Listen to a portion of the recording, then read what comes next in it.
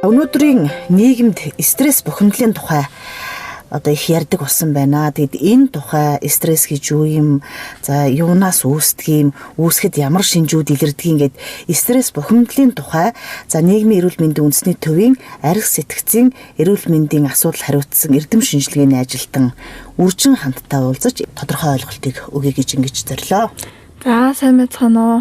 За ерөнхийдөө бол нөгөө стресс гэдэг үг нь өөрөө дарамт ачаал гэсэн тийм утгатай үг байгаа. Тэгээ хүн ер нь ингээд эрүүл байхын тулд амьдралын үндсэн 3 хэрэгцээ болох бие махбодын дээрээс нь сэтгэл зүйн за тэгээ нийгмийн хэрэгцээгээ ер нь хангаж иж одоо эрүүл байна гэж үздэг. Аль нэг хэрэгцээнд хангах чадахгүй болоод ирэх юм бол ер нь сэтгэлийн дарамт стресс гэдэг маань үүсдэг байгаа. Стрессийг физиологийн стресс, сэтгэл зүйн стресс, мэдээллийн стресс гэх ингээд 3 ангиллаад аваад үзчихэж байгаа. Физиологийн стресс нь болохоор сэтгэл төвшөлт тарих болно зүрх судас сэтгцийн өвчин гэх ч юм уу ходоод гэдсний шахлаа үүсэх одоо энэ ямар нэгэн физиологийн өвчин үүсэх шалтгаан бас болж өгдөг байгаа. Тэгээ энэ ер нь илэрж байгаа шинжүүд нь гэдэг юм бол гарын алга хөлрөх, за даралт нь ихсэх, зүрхэн дэлсэх тийм ээ. За хүзүүн уруугаар нь хөших, амархан ядардаг болох, толгой нь өвдөх, хоолны туршил нь одоо буурах, нойрны хэм алдагдах, за тэгээ амьсгал нь бачуурах зэрэг юм шинжүүдээр ер нь бол илэрдэг.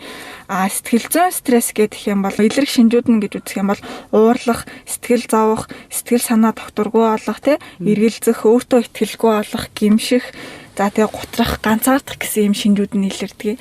Харин мэдээллийн стресс нь болохоор хит их мэдээллийн ачаалаад ирэхээр энэ одоо стресс нь үүсэж байгаа. За тэгээ энэ үед болохоор амархан уйлна, хумсаа мэрнэ, шүдэ хавирна, хүн нөгөө нойрондоо мэдэхгүй нөгөө шүдэ хавираад байдаг шүү дээ. Энэ шинжүүд нь бас одоо мэдээллийн стрессээс болж үүсдэг байна. За тэгээ арх маань суруулах бодис одоо нөгөө нэг хэтрүүлэн хэрэглэн ихсдэг. За тэгээ төрөл бүрийн хорц туршилтаа олно, хит их хідэн, тэгээ хүчрхийлэл үлдэн, зөрүүдлэн гэсэн юм сөрөг шинжүүдийг дагуулдаг байгаа. Өнөөдрийн нийгэмд бол одоо аль стресс бухимдал үүсэх нөлөөлөл илүү дэрэгдэж байгаа юм? За ер нь бол нөгөө стресс үүсгэж хүчин зүйлүүд гэж байдаг. Энэ нь болохоор нөгөө гадаад хүчин зүйл, дотоод хүчин зүйл гэдэг тусдаа байгаа. За нөлөөлөх хүчин зүйлүүдээс нь ер нь дурдаад үзэх юм бол одоо гадаад хүчин зүйлийн хувьд болохоор хүрээлэн боочнах гэж байгаа тийм. Дуу чимээ, давчуу орон зайд байх, цаг агаарын таагүй нөхцөл. За өнөөгийн нөхцөл гэх юм бол одоо COVID-19 тийм.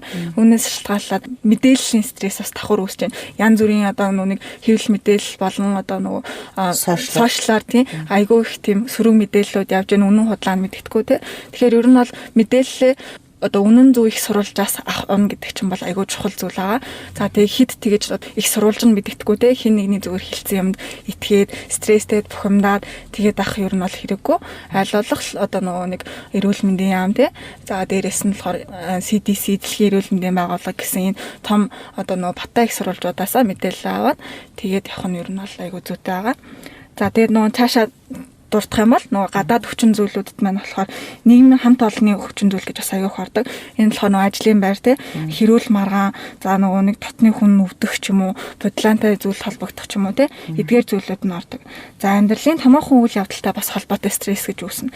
Энэ нь болохоор гэр бүл болох одоо шинэ гэр бүл болж байна тий эсвэл гэр бүл салж гин.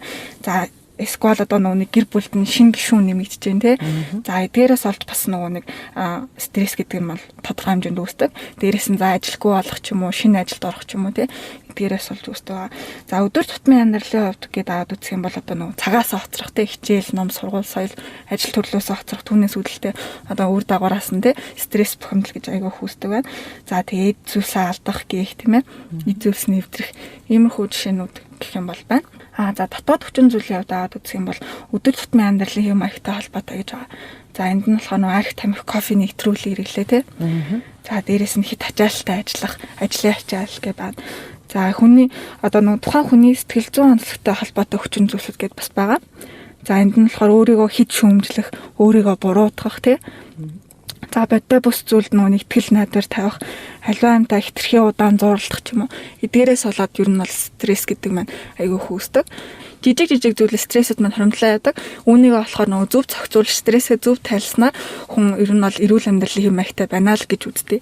За энд нь болохоор нөгөө нэг одоо юу орох вэ гэдээ дурдаад хэлэх юм бол одоо жишээлбэл хамгийн наазах нь идэвхтэй тасгал хөдөлгөөн их. Одоо нөгөө нэг суугаа ажил эрхэлтэй хүмүүс байна те. Ажлын ачаалттай байгаа учраас одоо ингээд тасгал хийх завгүй байна гэдэг. Энэ бол ер нь бол заавалчгүй тийм амар хүн тасгал масгал хийх албагүй. Ажилдаа ирж очихдоо алхах ч юм уу те. Хөнгөн хэмжээний тасгал хийх. Одоо өдөрт ер нь бол 30 минут л зарцуулахад болно. За ажил дундуура босоод нэг жоохон тасгал хөдөлгөөн хийдэг ч юм уу те. Сунгалтыг. Ингээд ер нь бол хангалттай тодорхой хэмжээгээр стрессийн болохоор тайлах хэмжээний нөлөө үзүүлдэг гэсэн. За эрүүл зохистой хооллох гэж байгаа. За энэ дээр болохоор нөгөө нэг одоо манайхан ч их ярьдаг болчлаа те эрүүл хоолтой болж байна гэл ер нь бол зөв хоолтой байхыг одоо хүн болгон л хүсдэг болсон байх шүү дээ. Хүн болгон хүсдэг болсон тодорхой хэмжээнд ер нь бол мэдж байгаа тийм ээ манайхан ч. Тийм тэгээ ер нь эрүүл зохистой зөв хооллох чинь ер нь бол нөгөө нэг стрессийг бууруулахад айгүй том нөлөө бас давхар үзүүлдэг. Тийм. За тэгээ хамгийн гол нь бас хангалттай ундч амрах гэж байгаа.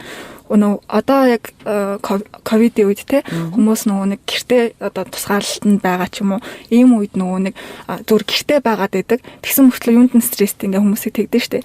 Тэр чинь болохоор нөгөө нэг амьдралын хэм маяг нь буруулаад ирдэг. Хооллолын хэм маяг одоо нөгөө нэг гэртээ хөдлөхгүй те дээрэс нь гол нөгөө нойрны зохицуулах нь алдагдчихдаг. Шөнө орой нөгөө нэг орондоо ивчих та уцаа үзэл 3-4 цаг хүрчихдэг. Тэгээд унтангуудаа өглөө өдөр нь одоо нэг болж авах босдог ч юм уу тийм хүмүүс айгүй их байгаад байгаа. Энэ бол айгүй муу тэгээ хүн ингээд нэг гэртээ байгаа болохоор нөгөө итгэж байгаа гэдэг үгүй байхгүй. Энэ чинь нөгөө гэртээ байгаа ч гэсэн ер нь нойроо сайн зохицуулах юм бол та ядарахгүй, стресс төрөхгүй, тархлаа ч буурахгүй, өвчлөхгүй л гэсэн үг ер нь бол. Тийм. Хүн нөгөө биологийн цагаараа бол 10-аас 2 цагийн хооронд хамгийн сайн нөгөө нэг нөхөн төлчлөл явагддаг гэх юм уу. Энэ үедээ сайн унтж амрах юм бол ер нь бол стресс айгүй их буурдаг байгаа. Энэ үед одоо сайн унтаж амархад дархлаа хүртэл дээшилдэг гэж ярьдаг штеп. Тийм. Дархлаач сайж ер нь бол эрүүл одоо бие нь эрүүлж байна л гэсэн үг. Тийм. Ер нь бие эрүүл байхад бол стресс бухимдал ер нь бага байх уу? Тийм, стресс бухимдал бага. Тэг чинь хүний юмыг хүлээж авах чадвар нь ч гэсэн өөр болно гэсэн үг байхгүй юу? Одоо өвдсөн байгаа хүн чинь мэдээж тэгээ штэ нэг жоохон л чөчрөл өгөхөд амар хүчтэй нөгөө нэг хариу орол үзүүлнэ тийм ээ. Тэгэхээр эрүүл байгаа хүн бол тэрийг бол нэг харцангуй гайгүй хүлээж авдаг гэсэн. Тэгэхээр стресс дүртэх одоо магадлал нь илүү буураад ирнэ л гэсэн. Ажлаа төлөвлөх гэж байгаа. Дараа чаана ажлаа төлөх гэхээр одоо нөгөө жишээлбэл хоцрох гэж саярсан тий одоо манай нийгэмд бол төгжрөл бас айгүй хэцүү байгаа тий. Тэгэхээр одоо нөгөө нэг яагаад хоцорсон гэсэн чинь төгжрөл ороод хоцорчлоо гэдэг ч юм уу. Тэгэхээр нөгөө ажлаа зохицуулахдаа төгжрлээ бас ингээд давхар бодох тий. Одоо энэ ийм хугацаа зарцуулнаа. Дээрээс нь би өнөөдөр одоо ийм ажлуудаа хэмжүүлнэ гэд төлөвлөдөг байх хэрэгтэй ер нь бол. Ингээд ирэх юм бол ер нь бол нөгөө нэг одоо хүн чинь ер нь бол нөгөө нэг юмаа амжуулахгүй ч юм уу тэгээ хоцорхороо эсвэл одоо бусдаа маргалт гараал стресст айгүй хүртээд байгаа шүү дээ. Жижиг юмнаас айгүйх нөгөө нэг үсдэг тий. Тэгэхээр одоо нөгөө нэг эдрээгээл сайн зохицуулаад анхнаас нь бүр нөгөө нэг үндэсээс нь зохицуулах хэрэгтэй л гэсэн. Ер нь бол За тэгээд нөгөө нэг зөвхөн ажил хичээл гэдэг байж болохгүй. Өөрийнхөө дуртай амийг хийж өөртөө цаг гаргах хэрэгтэй.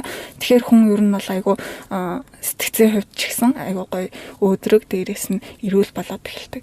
Тэгэхээр дуртай юу хийх дуртай те дуулах дуртай юм уу, бүжиглэх дуртай юм уу, зурх дуртай юм уу, дуу сонсоо зүгээр чимээгүй орчинд байх дуртай юм уу, ном унших дуртай юм уу те спортоор хичээлэх дуртай юм уу, найзтайгаа гарах дуртай юм уу те аль юу дуртайгаа хийгээд өөртөө цаг зав гаргах хэрэгтэй гэсэн. Тийм. Тэгээд ер нь бол нөгөө саяны хэлсэн бүх зүйл чинь нөгөө нэг амьдралын хэв маяг зан үйлээ өөрчлөөр сайн өөрчлөөл гэсэн үг байхгүй юу. Тэгээ ингээд ирэх юм бол ер нь эрүүл амьдралын хэв маягтай болоод ирвэл стресс төртөн багасна.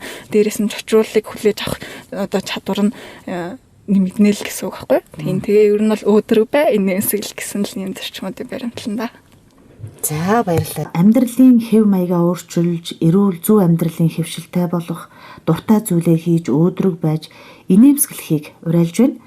Тэгэхээр нийгмийн эрүүл мэндийн үндэсний төвийн арх сэтгцийн эрүүл мэндийн асуудал хариуцсан эрдэм шинжилгээний ажилтан Үржин ханд стресс бухимдал гэж юу юм?